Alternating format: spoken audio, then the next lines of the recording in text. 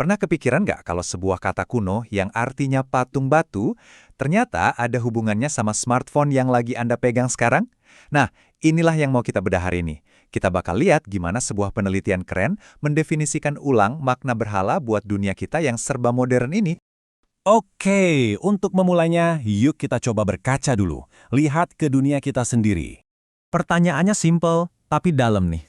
Kalau sekarang kita udah nggak lagi nyembah patung, terus apa dong yang paling menyita perhatian dan energi kita setiap hari? Apa sih yang benar-benar kita sembah? Mungkin koneksi?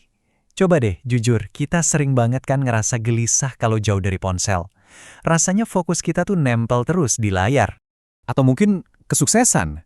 Pengejaran karir yang nggak ada habisnya, ngumpulin materi sebanyak-banyaknya. Atau jangan-jangan keamanan. Kita sering banget nih menempatkan kerjaan dan urusan finansial di atas segalanya. Keluarga, waktu santai, itu semua nomor 2. Kenapa? Ya karena kita butuh rasa aman itu terus-menerus.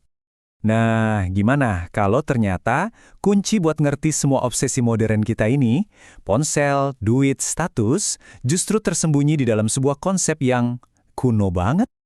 Oke, sebelum kita loncat lebih jauh ke berhala modern, kita perlu mundur dikit nih. Kita harus paham dulu, apa sih arti asli dari kata berhala itu?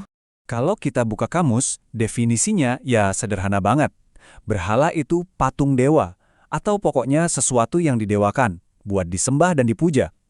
Intinya, sebuah objek fisik, sesuatu yang bisa kita lihat dan kita sentuh.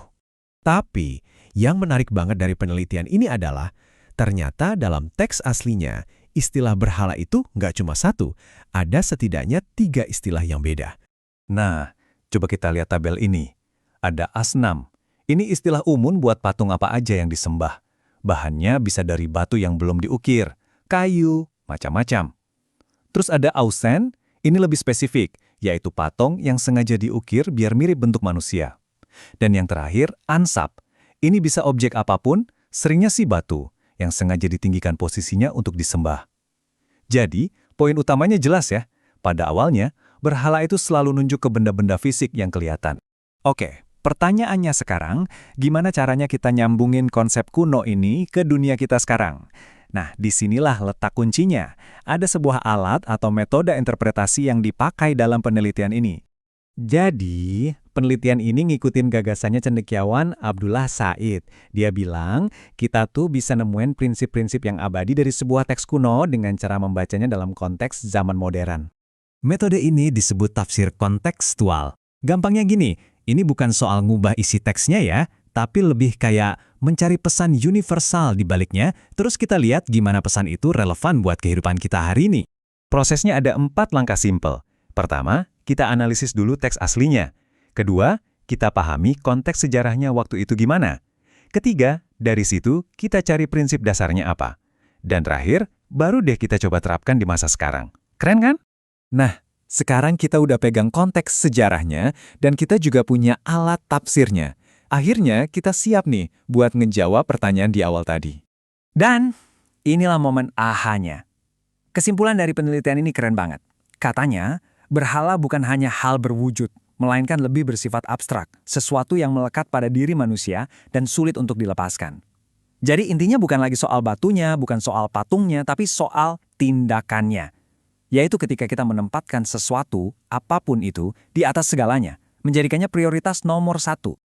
Jadi, kalau berhala itu sekarang sifatnya abstrak, kira-kira bentuknya kayak gimana ya di zaman sekarang? Coba deh kita pikirin bareng-bareng. Penelitian ini ngasih beberapa contoh yang kena banget. Berhala modern itu bisa jadi pekerjaan kita. Pekerjaan yang saking sibuknya sampai bikin kita lupa sama nilai-nilai penting dalam hidup. Atau teknologi. Ponsel yang bikin kita ada secara fisik, tapi pikiran kita melayang kemana-mana. Nggak benar-benar hadir saat itu juga. Bisa juga pengejaran tanpa akhir buat punya lebih. Siklus konsumerisme modern yang nggak ada putusnya. Lalu, kenapa sih semua ini penting buat kita? Well, ini bukan sekedar bahasan akademis loh, ini tuh semacam undangan buat kita semua untuk ngaca, buat refleksi diri. Ingat ya, memperhalakan sesuatu itu artinya ya memuja, mendewakan, atau paling simpelnya menjadikan hal itu prioritas utama dalam hidup kita. Jadi, saya mau tutup sesi ini dengan satu pertanyaan reflektif buat Anda. Kalau berhala itu adalah apapun yang kita utamakan, kira-kira apa ya berhala Anda? Terima kasih sudah menyimak.